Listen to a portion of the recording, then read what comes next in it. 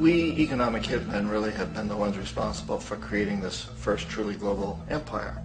And we work many different ways.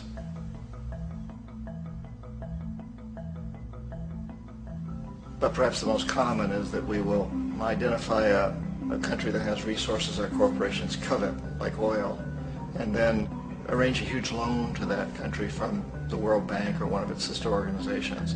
But the money never actually goes to the country. Instead, it goes to our big corporations to build infrastructure projects in that country, power plants, industrial parks, ports, things that benefit a few rich people in that country, in addition to our corporations, but really don't help the majority of the people at all. However, those people, the whole country is left holding a huge debt.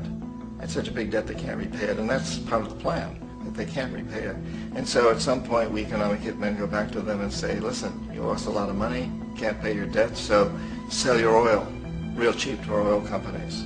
Allow us to build a military base in your country, or send troops in support of ours to someplace in the world like Iraq, or vote with us on the next UN vote.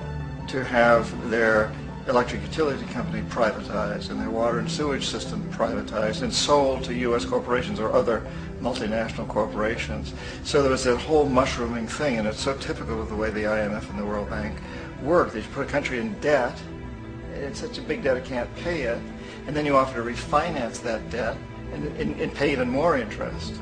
And you demand this quid pro quo, which you call a conditionality or good governance, which means basically that they've got to sell off their resources, including many of their social services, their utility companies, their school systems sometimes, their penal systems, their insurance systems, to foreign corporations.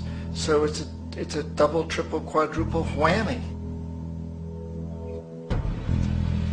The precedent for economic hitmen really began back in the early 50s when democratically elected Mossadegh, who was elected in Iran. He was considered to be the hope for democracy in the Middle East and around the world. He was Time Magazine's Man of the Year. But one of the things that he'd run on and began to implement was the idea that foreign oil companies needed to pay the Iranian people a lot more for the oil that they were taking out of Iran. The Iranian people should benefit from their own oil.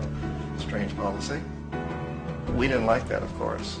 But we were afraid to do what we normally were doing, which was to send in the military. Instead, we sent in one CIA agent, Kermit Roosevelt, Teddy Roosevelt's relative. And Kermit went in with a few $1 million and was very, very effective and efficient. And in a short amount of time, he managed to get Mossadegh overthrown and brought in the Shah of Iran to replace him, who always was favorable to oil. And it was extremely effective. Mobs overflow Tehran. Army officers shout that Mossadegh has surrendered and his regime as virtual dictator of Iran is ended. Pictures of the Shah are paraded through the streets as sentiment reverses. The Shah is welcomed home. So back here in the United States, in Washington, people looked around and said, wow, that was easy and cheap. So this established a whole new way of manipulating countries, of creating empire. The only problem with Roosevelt was that he was a card-carrying CIA agent, and had he been caught, the ramifications could have been pretty serious. So very quickly at that point, the decision was made to use private consultants to channel the money through the World Bank or the IMF or one of the other such agencies, to bring in people like me who worked for private companies, so that if we got caught, there would be no governmental ramifications.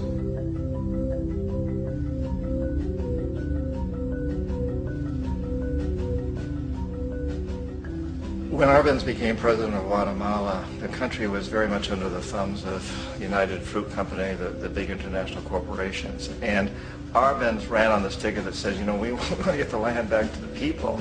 And once he took power, he was implementing policies that would do exactly that, give the land rights back to the people. United Fruit didn't like that very much.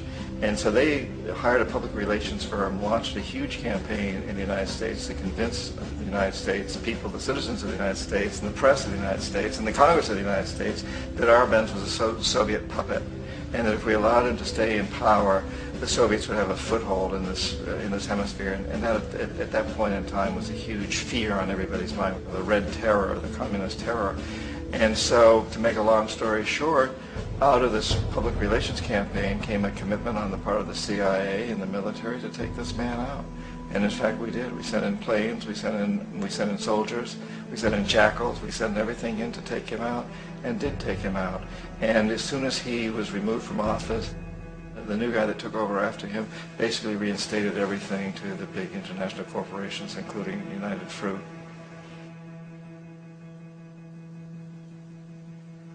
Ecuador for many, many years had been ruled by pro-U.S. dictators, often relatively brutal. Then it was decided that they were going to have a truly democratic election. Jaime Roldos ran for office, and his main goal, he said, as president would be to make sure that Ecuador's resources were used to help the people. And he won, overwhelming, by more votes than anybody had ever won anything in Ecuador.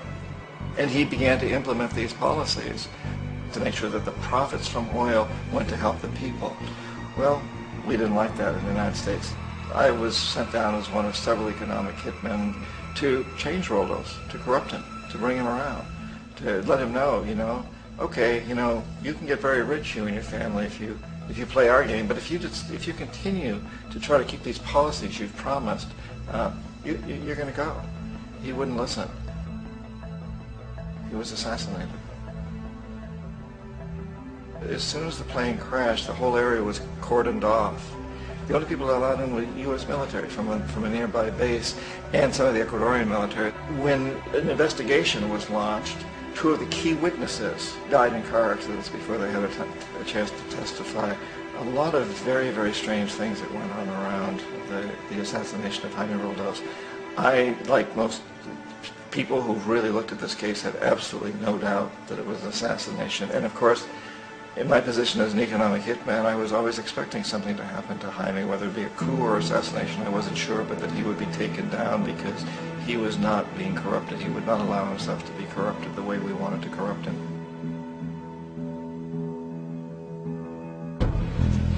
Omar Torrijos, president of Panama, was, one of my favorite people. I really, really liked him. He was very charismatic. He was a guy who really wanted to help his country.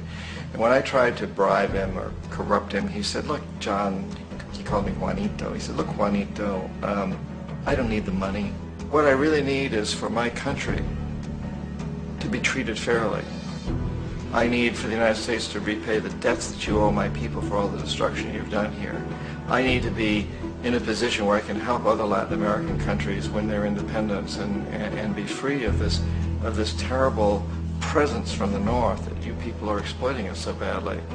I need to have the Panama Canal back in the hands of the Panamanian people. That's what I want. And so, leave me alone. Don't try to bribe me. It was 1981, and in May, Jaime Roldos was assassinated. And Omar was very aware of this. Torrijos got his family together and he said, I'm probably next, but it's okay because I've done what I came here to do. I've renegotiated the canal. The canal will now be in our hands. He just finished negotiating the treaty with Jimmy Carter. In June of that same year, just a couple of months later, he also went down in an airplane crash, which there's no question was executed by CIA.